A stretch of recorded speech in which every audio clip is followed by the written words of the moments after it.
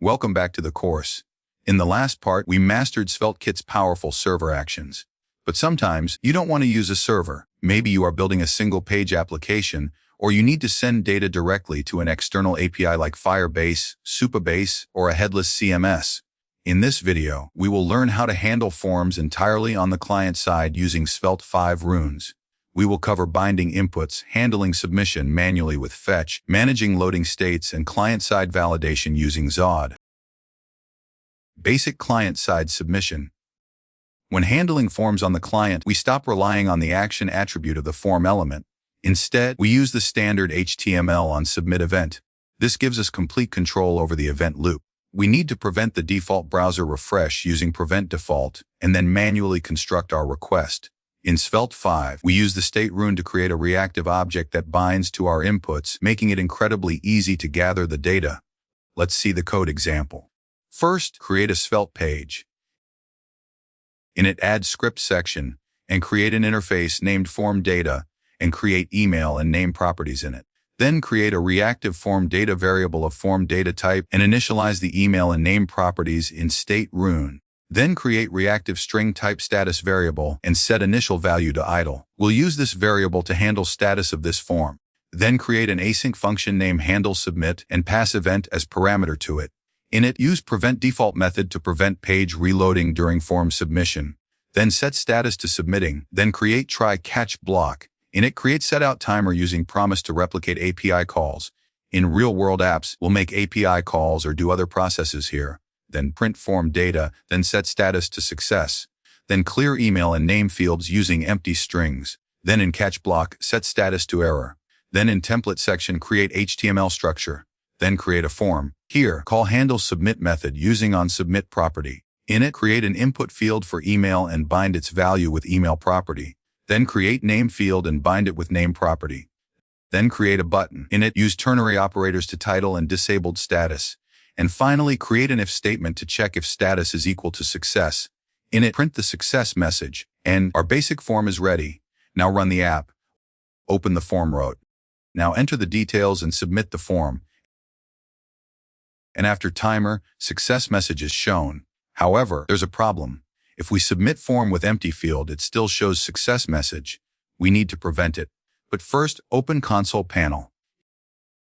Here we can see both outputs. We can see the values of first request by opening the first object. However, in second object, values are empty. Now we need to fix it. Client-side validation. We cannot trust user input. Since we aren't using SvelteKit's automatic server validation here, we must validate in the browser. We will use XOD, a TypeScript-first schema validation library. We define a schema that describes valid data. Before submitting, we parse our data against this schema. If it fails, we populate an errors object and display messages next to the fields. Now let's implement it. First, we need to install XOD library, so install it using this command. After installation, open package.json file and we can see this library in the dependencies section. Then import Z from XOD. Next, create schema and initialize with Z object. In it, set schema for name and email. Like we required name to be at least 2 characters long and email to be in proper format. Then we add an errors state initialized as an empty object. Inside handleSubmit method, we call schema.safeParse method and pass form data to it. This returns a result object. Then use an if statement to check if result is not success. In it, create formatted errors variable of record type and initialize it with empty object. Then use result.error.issues. For each method to loop over errors. In it, use if statement to check if error exists. In it, add the error message to formatted errors object. Then pass formatted errors to errors variable. And then use return. It will stop the method from proceeding any further. Then pass empty object to errors. And we are done in script section. In template section, use if block under name input to check if there's any error. In it, print error. Then use another if block under email input and print error in it. And we're done. Now run the app. Go to forms route and try to submit empty form. And we got error messages under both fields.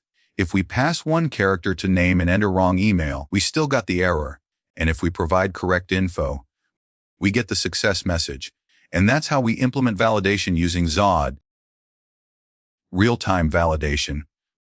Waiting until the user clicks submit to show errors is okay, But real-time validation is better. We want the error to disappear the moment the user fixes it. However, we don't want to show errors before they have even tried to submit. That's annoying. We can use the Svelte 5 effect rune to watch for changes. We will add a flag as submitted. Once the user tries to submit once, we turn on the effect, which will revalidate the form every time the user types. Now, let's implement it. Here, create a reactive as submitted variable and set its initial value to false. Then create effect rune. In it, use if statement to check if as submitted is true. In it, create result variable and initialize it with schema.saveParse method and pass form data to it. Then use if statement to check if result is not success. In it, create formatted errors variable. Then use for each loop to iterate over errors and add errors in formatted errors variable. Then pass them to errors variable. Then use else block and pass empty object to it. Then in handle submit method, set is submitted to true. It will cause effect rune to run and do validation automatically in real time. Then again use saveParse method and pass form data to it, because we must check the form again in case effect don't run due to any cause. Then use if statement to return if result is not success. And finally here, set is submitted to false again. And that's it. Now run the app. Open the form. Try to submit it once to start side effects. And now we can see the real-time validation on client side. It shows errors when schema does not match and errors go away when everything is correct. And that's how real-time validation is done. API integration. Finally, we need to send this data to a real backend. We use the native browser Fetch API. It is important to remember that Fetch does not throw an error for HTTP error codes like 400 or 500. We must manually check response.ok. We also need to send the correct content type header so the server knows we are sending JSON data. Now, let's implement it.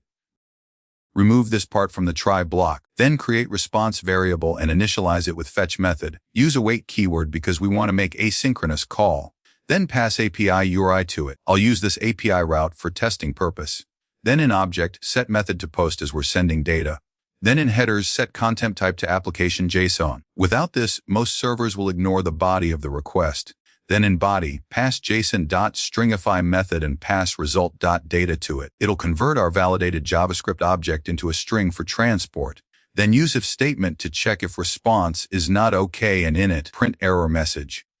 Then create else block and print success message. And we're done. Now run the app. Open the form. Fill the form and submit. And success message is shown. Also, success message along with status code is printed in the console, which means we have successfully posted our data. And with that, this section is complete. See you in next.